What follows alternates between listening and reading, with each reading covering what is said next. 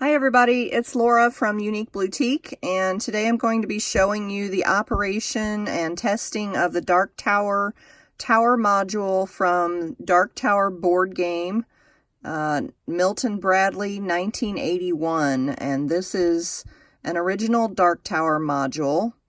It has not been refurbished, motor has not been replaced.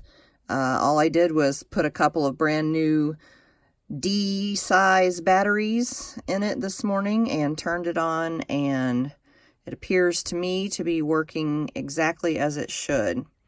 So I'm not an expert on this game, and in fact I've never played this game, but I did spend some time this morning reading and studying the instruction manual so I could find out how I could test this module. So the first thing I'm going to do is flip the little on-off button that's on the bottom side. I'm going to turn it on, but I wanted you to see me do that because the first thing you're going to see is a lighted red 0 followed by 2 small dash marks, and then it's going to sit and wait for us to press a button. And you're going to hear the motor also. Well, you hear the motor when I press the button. Sorry about that. Okay, so it's sitting at the 2 dash marks like I expected, and it's waiting for us to press any button. Here is the keypad, and I just press the move button with my fingernail. I press it right in the center. So it goes through the spin motion, and then it's going to show you that all 3 light bulbs are working. And now it says L1, and this is where you choose the level that you want to play. So we'll just leave it on level 1, and we're going to choose yes, that's the level that we want. So after we press yes, that L changes to a P. It now says P1, and that stands for 1 player. This is where we designate how many players we have. Let's just pretend that we have 4 players. So we need to get that to say P4. So P1 is incorrect. So we're going to press the no button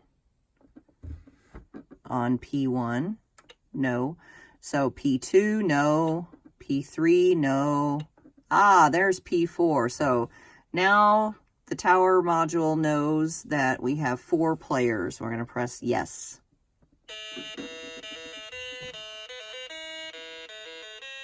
Okay, that's the starting lineup signal, I suppose. And the 1 flashing is telling us that it's player 1's turn. So, of course, you'd have the game board set up and all that, and all those pieces are included in my listing. Nothing is missing. All pieces are there. There are 2, nothing is missing except 2 of the little red pegs that go in the scorecards.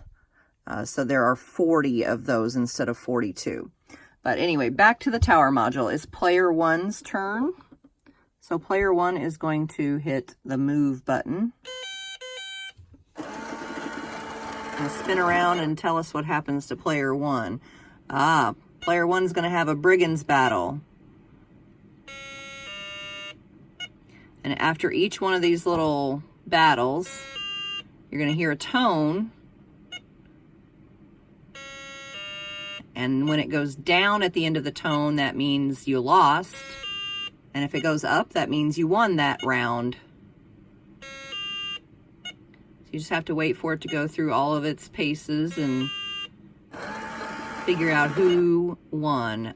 You won. So you got 48 pieces of gold. And the Pegasus lit up. I'm not familiar enough to know what that means, but I think it was a good thing because it was a happy sound. The -1 means that player 1's turn is now over, so player 1 presses the end button.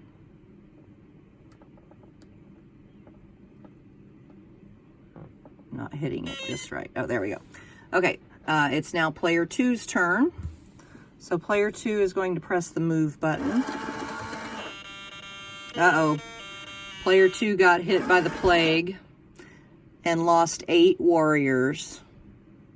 And now it's the end of player 2's turn. Poor player 2. It's hard to do this with my fingernails. Okay, player 3's turn. What do you suppose might happen to player 3? Oh, nothing. Absolutely nothing happened to player 3. Their turn is already over. So player 3 has to hit the end button. Sometimes that happens. It's kind of like losing your turn. Ready for player 4 to move. Uh-oh, player 4 got hit by the plague as well, and also lost 8 warriors. So, all 4 players have had a turn. And when you get to certain spots on the game board, there are other buttons to press. I know about these two, the Tomb/Ruin button and the Sanctuary/Citadel button. So when you land on the game board, when you're moving your pawn and you land on a tomb or a ruin, you press this button for your turn.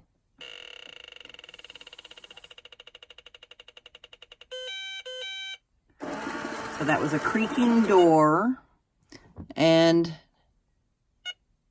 we're having a brigand battle again.